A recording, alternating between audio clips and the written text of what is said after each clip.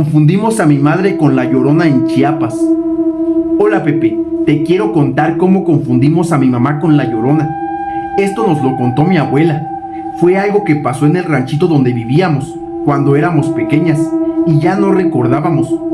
Esto nos pasó a mi hermana y a mí cuando vivíamos en Chiapas. Mis padres son de allá, y cuando ellos vinieron a Tijuana, nos dejaron viviendo con nuestros abuelos. Nosotras estuvimos 3 años allá. Mi hermana tenía 5 años y yo 6.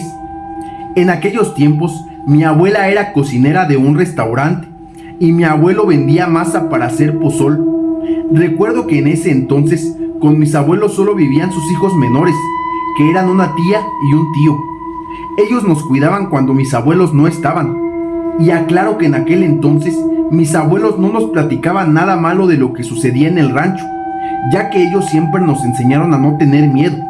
Y nosotras, como éramos niñas pequeñas, solo sabíamos jugar y no le teníamos miedo a nada. Mi hermana, mis 2 tíos y yo acostumbrábamos a esperar a mamá, así le decíamos a mi abuelita, en una piedra muy alta, ya que allá en Chiapas hay muchas. Pero en una ocasión, mi abuelita se tardó más que de costumbre y salimos a esperarla en la piedra. Como no llegaba, mi hermana y yo nos pusimos a jugar. De pronto, vimos cómo venía una mujer llorando con las mismas facciones de mi abuela.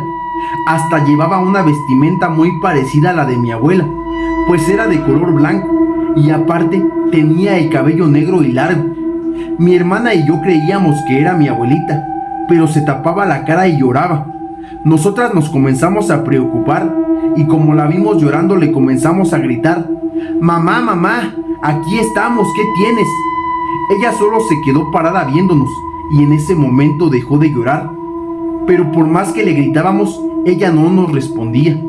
Duramos así como 15 minutos, hasta que llegó mi tío y nos preguntó que a quién le estábamos hablando. Nosotras le dijimos: «A mamá», pero no nos responde. Él nos dijo: «A ver», y procedió a subirse a la piedra para asomarse. Cuando por fin la pudo ver, nos dijo muy asustado: «Ella no es mamá».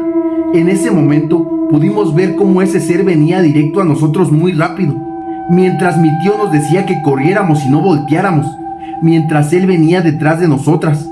Llegamos a la casa y nos encerramos. Ya no escuchamos ni vimos nada, pero como 1 hora después llegaron mis abuelos. Al día siguiente le contamos lo que había pasado y mi abuela ese día nos llevó a la iglesia. Habló con el padre para que oraran por nosotras y así fue. Hasta nos echaron agua bendita y vinieron a bendecir la casa. Ese día le pregunté a mi abuela qué era lo que habíamos visto y ella nos dijo que era una mujer que le decían la Llorona, que se llevaba a los niños y los ahogaba en el río.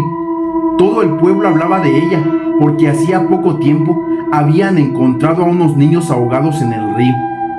Órale amigos, esta historia también estuvo muy interesante. Me llamó mucho la atención cómo la inocencia de estas 2 niñas hizo pensar que la Llorona fuera su mamá. Yo creo que hasta la misma Llorona se ha de haber confundido, porque pues imagínense, si la ves, creo que nadie le estuviera hablando, porque dice que estuvieron como 15 minutos hablándole para que viniera y nunca se acercó.